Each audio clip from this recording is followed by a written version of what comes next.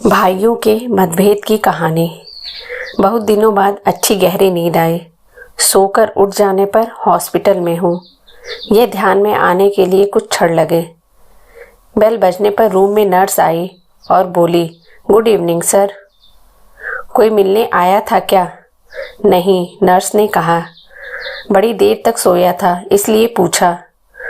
Mobile पर एक भी मिस कॉल या मैसेज नहीं आया था।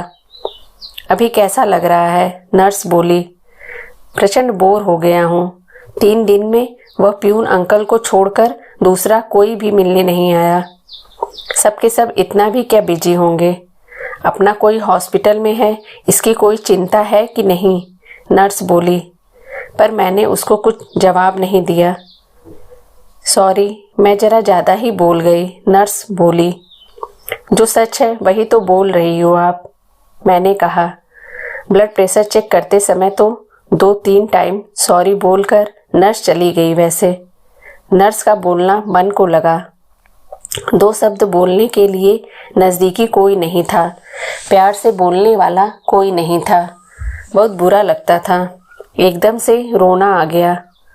मन भर आने के बाद शर्ट की स्लीव से आंखें पोंछी। सर में विचारों का पंखा जोरों से घूमने लगा। अस्वस्थता बढ़ी। आज मुझे किसी चीज़ की कमी नहीं थी। बड़ा बंगला, फार्म हाउस, 3 गाड़ियाँ, बहुत सारा बैंक बैलेंस, सोशल स्टेटस सब है, तब भी मन शांत नहीं। किसी की तो कमी हो रही थी।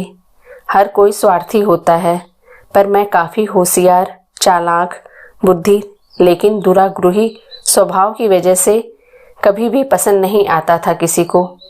मुंहफट था, इस वजह से ज़्यादा दोस्त नहीं थे, और जो थे वो भी दूर चले गए। पत्नी को भी दोस्त नहीं बनने दिया, उससे हमेशा अंतर पर रखा। सांसारिक और शिशु की गृहस्थी होते हुए भी हमारे में दूरियां हमेशा थीं। पैसों की वजह से बुढ़ापे में माँ पापा के मन को भी दुखाया। बड़े भाई को फंसाकर सारी संपत्ति खुद के नाम पर कर ली। इतना सब करने के बाद क्या मिला?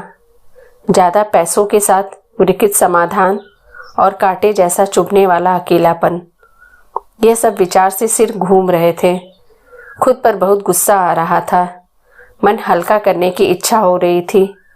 पत्नी को फ़ोन किया, पर डिस्टर्ब मत करो, और कुछ चाहिए होगा तो मैसेज कर देना, ऐसा बोलकर उसने फ़ोन काट दिया। जवानी के दिनों में भी साथ नहीं रहने वाले बेटे से बोलने का तो सवाल ही उठता नहीं। फ़ोन नंबर देखते समय भैया के फ़ोन नंबर पर नज़र रुकी। वापस यादों की भीड़। भैया का नंबर डायल किया, पर तुरंत कट कर दिया। वजह हमारे बीच का ना बोलना। 3 साल पहले हमारा बहुत बड़ा झगड़ा हो गया था। उसके बाद बड़प्पन दिखाकर भैया ने सब कुछ भूलना चाहा, पर मेरा ईगो बीच में आ गया। इसलिए अब मुंह खोलने की हिम्मत नहीं हो रही थी। तब भी बोलने का मन हो रहा था। बाद में हिम्मत करके नंबर डायल किया और आंखें बंद कर ली। फ़ोन उठाने के बाद भैया की आवाज़ आई, भैया मैं बोल रहा हूँ। अभी तक नंबर डिलीट किया नहीं क्या तूने? छोड़, कैसा है तू? फ़ोन क्यों किया?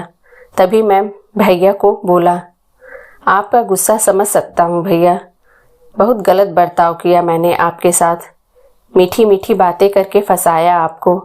मन में जो भी था वह सब धार धार बोलने लगा।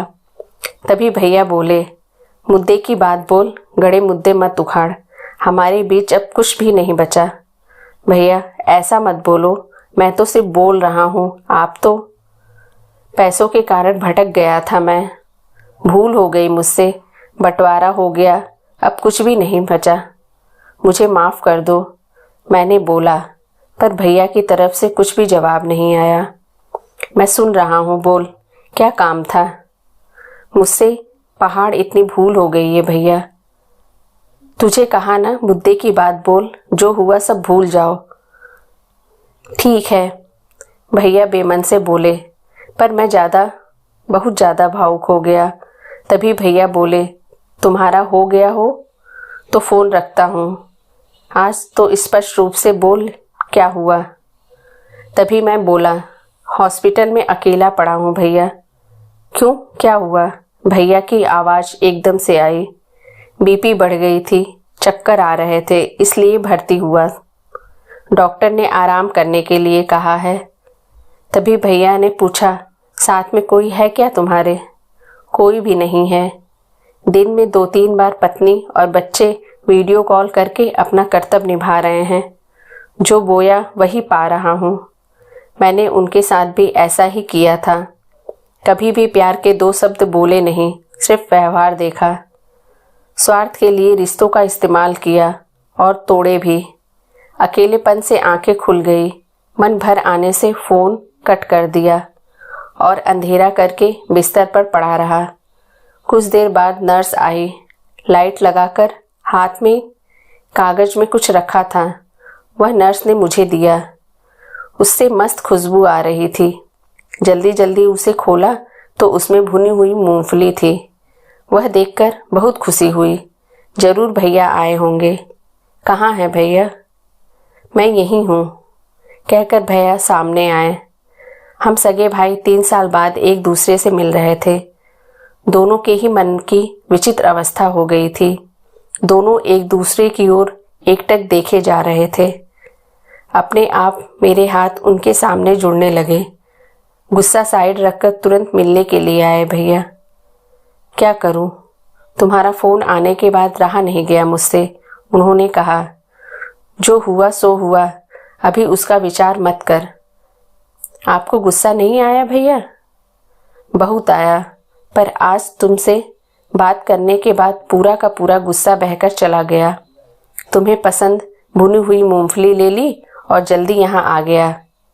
भैया, मैं आगे कुछ बोला नहीं। भैया ने सर पर प्यार से हाथ फेरा। तब बहुत शांत लगा। गुस्सा कभी भी रिश्ते से ज़्यादा बड़ा नहीं होता। पुरानी बातों को चिपक कर रखने से दर्द खुद को ही ज़्यादा होता है। एक बात हमेशा ध्यान में रखना, हमारा रिश्ता मतलब फेविकोल का जोड़। भैया बचपन में देते थे, वैसे ही मूंगफली के दाने छीलकर मुझे देकर बातें कर रहे थे। वह भुने हुए दाने का स्वाद अफलातून था। अनजाने में कचड़े के डब्बे पर ध्यान गया। उसमें मूंगफली के छिलके की जगह मेरा ही ईगो मुझे दिख रहा था।